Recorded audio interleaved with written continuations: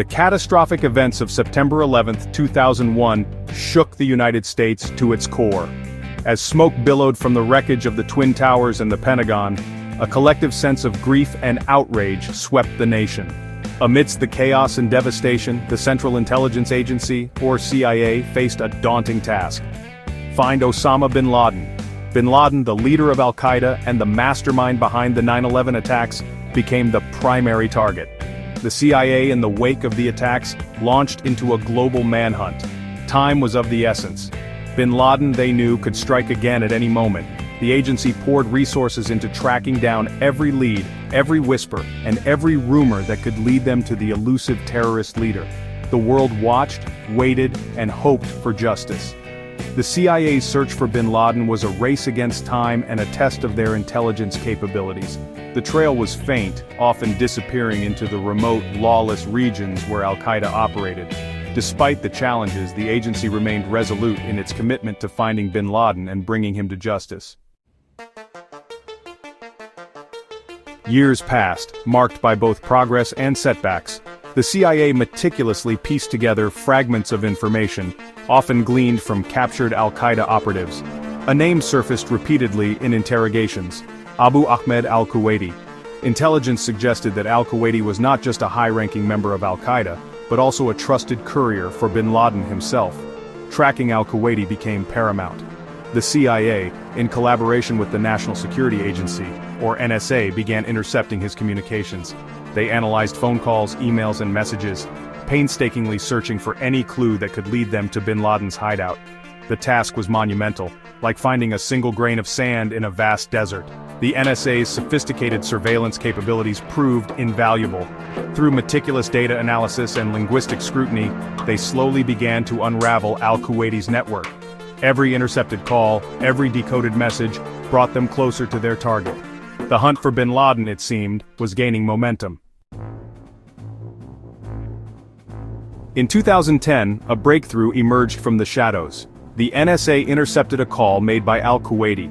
He was speaking to an associate in Abbottabad, a city nestled in the foothills of the Himalayas in Pakistan. The associate provided al-Kuwaiti with an address, a compound on the outskirts of the city. The CIA, intrigued by this development, began surveilling the compound.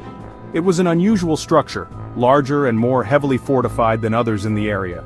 Its high walls, barbed wire fences, and lack of phone or internet connections raised suspicions. Who resided within this fortress-like dwelling? As days turned into weeks, the CIA intensified their surveillance. They used drones equipped with high-resolution cameras to monitor the compound around the clock.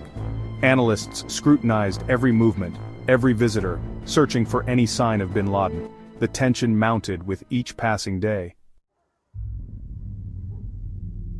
Amongst the figures observed within the compound's walls, one stood out, a tall, lanky man who never ventured outside. He remained perpetually within the compound's confines, pacing the courtyard. Could this be the elusive Osama bin Laden? The CIA, though tantalized by this possibility, needed confirmation. They employed various methods to verify the man's identity. Facial recognition software was used to compare the man's features with known photographs of bin Laden. They also sought corroboration from sources within the Pakistani intelligence community. The evidence, while circumstantial, continued to mount. The compound's unusual security measures, the mysterious tall man, and its location in a region known for harboring militants all pointed towards a startling conclusion. The CIA began to believe that they had finally found their target. Section 5. Preparing for Neptune Spear, the calm before the storm. President Barack Obama, faced with this momentous intelligence, authorized a daring operation to capture or kill bin Laden. The mission, codenamed Operation Neptune Spear, was entrusted to the elite U.S. Navy SEAL Team 6. The stakes were incredibly high. SEAL Team 6, renowned for their skill and precision, underwent rigorous training for the mission. They constructed a full-scale replica of the Abbottabad compound at a secret location and spent weeks rehearsing every possible scenario. Every detail, every contingency, was meticulously planned. The mission carried immense risk. The compound was located deep within Pakistan, a sovereign nation. A botched operation could spark a diplomatic crisis and endanger the lives of those involved. Yet, the potential reward bringing bin Laden to justice outweighed the risks. Section 6. May 2, 2011, Operation Neptune Spear. In the dead of night on May 2, 2011, two Black Hawk helicopters carrying SEAL Team 6 stealthily approached the Abbottabad compound. The operation, planned in utmost secrecy, was about to unfold under a shroud of darkness. The SEALs, armed with sophisticated weaponry and night vision goggles, swiftly infiltrated the compound. They encountered resistance from bin Laden's guards but neutralized the threats with surgical precision. Room by room they cleared the compound, moving closer to their target. On the third floor, in a dimly lit room, they found him. Osama bin Laden, unarmed and taken by surprise, was shot and killed. The operation, lasting a mere 40 minutes, had achieved its objective. The world held its breath as news of bin Laden's demise spread like wildfire. Section 7. Victory and its aftermath. The successful raid on the Abbottabad compound was a defining moment in the global war on terror. The man who had haunted the world for over a decade, who had orchestrated the deadliest terrorist attack in history, was no more. Bin Laden's body, flown to Afghanistan for identification and then aboard the USS Carl Vinson, was buried at sea in accordance with Islamic tradition. The burial at sea, conducted within 24 hours of his death, aimed to prevent his grave from becoming a shrine for extremists. The world reacted with a mixture of relief, jubilation, and disbelief. The United States, still bearing the scars of 9/11, had finally brought the mastermind of that horrific day to justice. It was a victory against terrorism, achieved through years of relentless pursuit and unwavering resolve. Section 8. The Intelligence Web from Guantanamo to Abbottabad. The successful outcome of Operation Neptune Spear was the culmination of a decade-long intelligence effort involving countless individuals across multiple agencies. The CIA's painstaking pursuit of every lead, no matter how insignificant it seemed, ultimately led them to bin Laden's doorstep.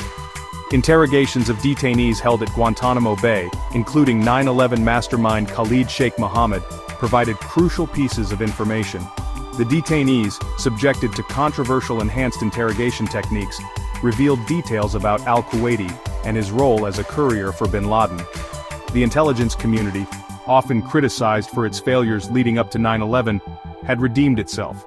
The operation showcased the importance of interagency cooperation, with the CIA, NSA, and US military working seamlessly together to achieve a common goal. Section 9. An Unexpected Melody, a Glimpse into the Abyss.